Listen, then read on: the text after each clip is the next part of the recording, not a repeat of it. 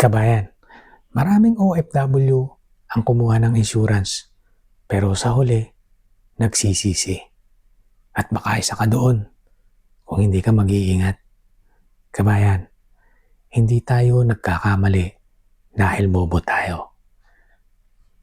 Kundi dahil kulang lang tayo sa tamang impormasyon. Kaya ngayon kabayan, pag-usapan natin ang common insurance mistake ng OFW para hindi ka magsisi sa huli. Una kabayan, mistake number 1. Kumuha ng insurance na hindi mo kayang bayaran. Sa umpisa, okay. Pero sa huli, napuputol. Sayang lahat ng binayad. Pangalawa, mistake number 2. Akala mo investment agad ang insurance. Kabayan, insurance is protection. Hindi siya shortcut para yumaman. Pangatlo, mistake number 3. Kumuha dahil sa hype o sa sales talk. Yung tipong napilitan ka lang dahil sa pressure. Kabayan, tandaan mo ito.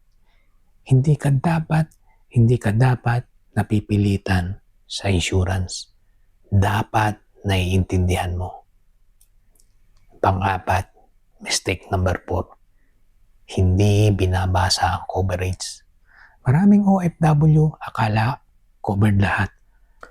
Pero pag emergency na, saka lang malalaman na may limit pala. Kabayan, basahin mo lagi ano ang covered at ano ang hindi. Panglima, mistake number 5. Akala mo sapat na ang company insurance. Yes, kabayan, malaking tulong yan. Pero tandaan mo, kapag umuwi ka, nag-resign ka, o natanggal ka, pwedeng mawala rin ang coverage.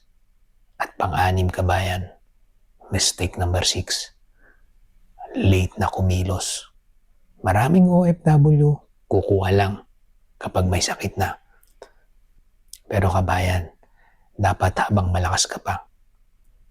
Kabayan, tandaan mo ito. Ang insurance hindi para sa araw na may problema. Insurance is for the day na biglang dumating ang problemang hindi mo inaasahan. Kabayan, mas mabuti nang may insurance ka na hindi mo nagagamit kaysa kailangan mo na pero wala. Muli, this is Money Talks TV. Kung gusto mong maging handa, simulan mo kahit maliit.